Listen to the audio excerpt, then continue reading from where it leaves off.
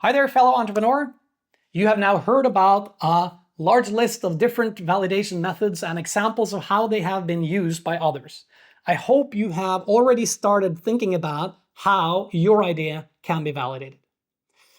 As we talked about earlier, it is important to find a zoomed-in representative target audience that mirrors the large, often global target audience that you have in your hypothesis. And to do that, we need to prepare a little. In the preparations, there are two things we must think about. Which zoomed-in target audience can I find and use for my experiment? And which experiment might be the right for our idea? As you can see, these two things are connected. We need to choose a target audience and choose an experiment that sort of fits. And we can switch back and forth to find the perfect solution. And the best way that I can show this to you is by doing it for my idea. And the aim of the work we are doing now is to rewrite our hypothesis from global to local, and for us to decide which experiment to use. So let's get started.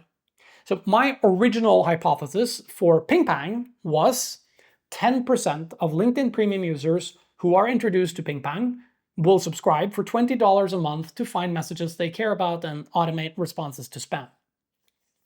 And because my audience is an online audience, I've decided to find a zoomed-in representative audience of my global target audience by finding 1,000 LinkedIn Premium users and putting them into a list. So my zoomed-in local audience is simply a small, randomly selected group of the large audience. I've previously given you examples of other zoomed-in audiences, and you need to find your audience for your idea and choose an experiment that fits. For my idea, there are many alternative zoomed-in local audiences that I could choose for my experiments, and here are some examples that you can learn from. So I could look for business people at a conference where I live, business people in the cantina at the nearby office building, my own LinkedIn connections, subscribers to a business mailing list, or the customers of an existing LinkedIn application that I can collaborate with, and so on and so forth. But the first options are pretty obvious.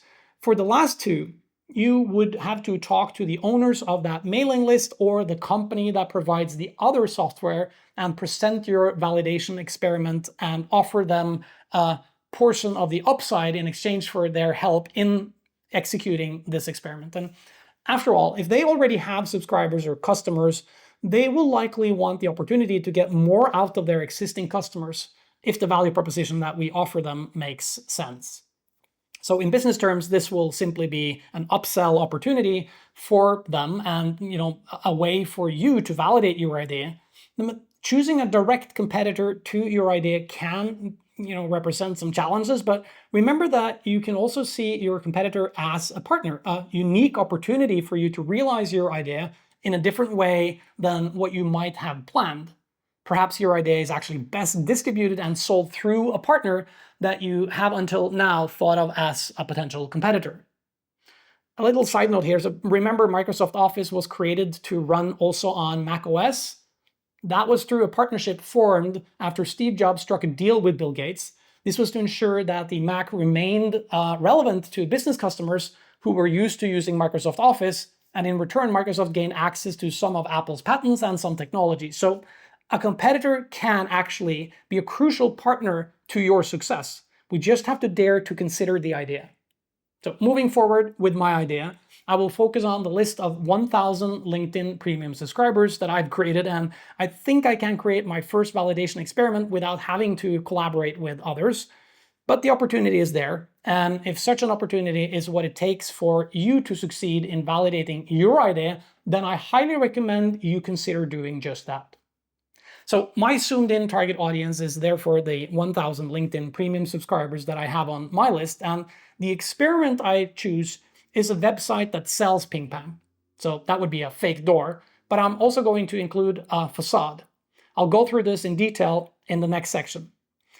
And my new hypothesis therefore becomes 10% of the 1,000 LinkedIn Premium users on my list who are introduced to PingPang will subscribe for $20 a month to find messages they care about and automate response to spam. So the aim of this preparation was, therefore, in summary, to choose assumed in target audience that I will target for my validation experiment and choose an experiment and writing these things into my updated hypothesis. So this concludes the preparation. Now I will show you the whole process for validating PingPang. So see you in the next one.